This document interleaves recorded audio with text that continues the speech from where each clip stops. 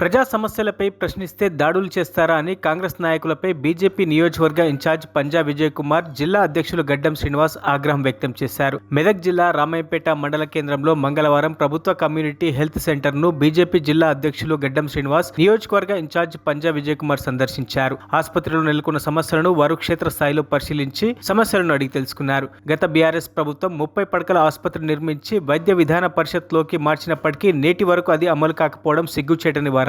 స్థానిక MLA private ఆసుపత్రులను ప్రోత్సహించే విధంగా ప్రభుత్వ ఆసుపత్రిలో సిబ్బందిని ఏర్పాటు చేయడం లేదని వారు ఆరోపించారు. ఈ కార్యక్రమంలో బీజేపీ జిల్లా ప్రధాన కార్యదర్శి శ్రీనివాస్, ఎమ్మెల్యే రెడ్డి, ఓబీసీ జిల్లా అధ్యక్షుడు కాశీనాథ్, పట్టణ అధ్యక్షుడు భానుచందర్, ఓబీసీ రాష్ట్ర నాయకులు శేఖర్, ఇన్ఛార్జ్ సిద్ధరాములు, శంకర్ గౌడ్, ప్రసాద్, దామోదర్ తదితరులు పాల్గొన్నారు.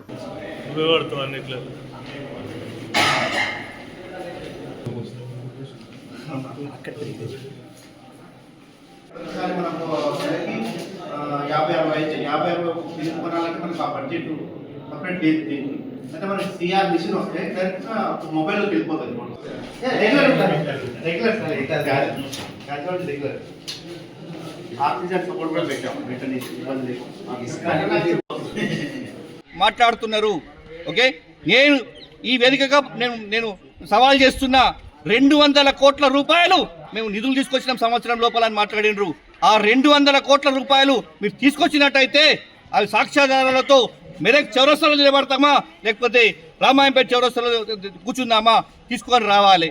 ఇది తీసుకొచ్చినట్టయితే నిజంగా ప్రూవ్ చేసినట్టుంటే నేను వ్యక్తిగతంగా రాజకీయాలను తప్పుకుంటానని చెప్పి ఈ సందర్భంగా తెలియజేస్తున్నా. అదేవిధంగా ఇంకో మాట మాట్లాడుతున్నారు.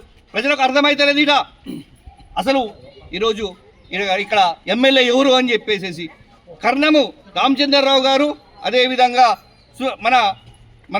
తన తర్వాత వచ్చినటువంటి ఎమ్మెల్యే పట్లూరు శశిధర్ రెడ్డి, ఉమాదేవి గారు పోయిన తర్వాత మెదక్ రామాయంపేటలో అసలు స్థానిక ఎమ్మెల్యే ఎవరంటే కన్ఫ్యూజన్లో పడ్డారు.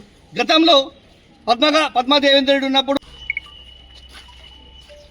ఈరోజు రామాయంపేట పట్టణంలోని 30 పడకల ఆసుపత్రిని భారతీయ జనతా పార్టీ మెదక్ జిల్లా బృందం విజిట్ చేయడం జరిగింది. గతంలో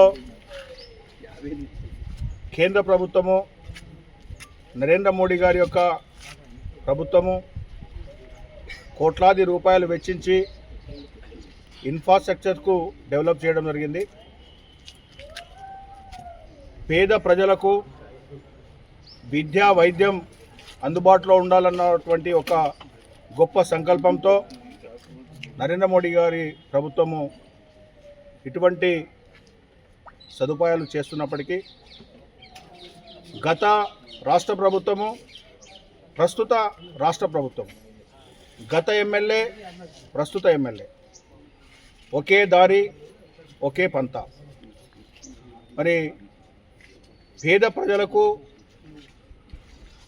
ఎంతో మేలు చేయాలన్నటువంటి నరేంద్ర మోడీ గారి యొక్క సంకల్పానికి ఇక్కడ తూట్లు పొడుస్తూ ఉన్నారు. మరిన్ని అప్డేట్స్ కోసం మా ఛానల్ని సబ్స్క్రైబ్ చేయండి.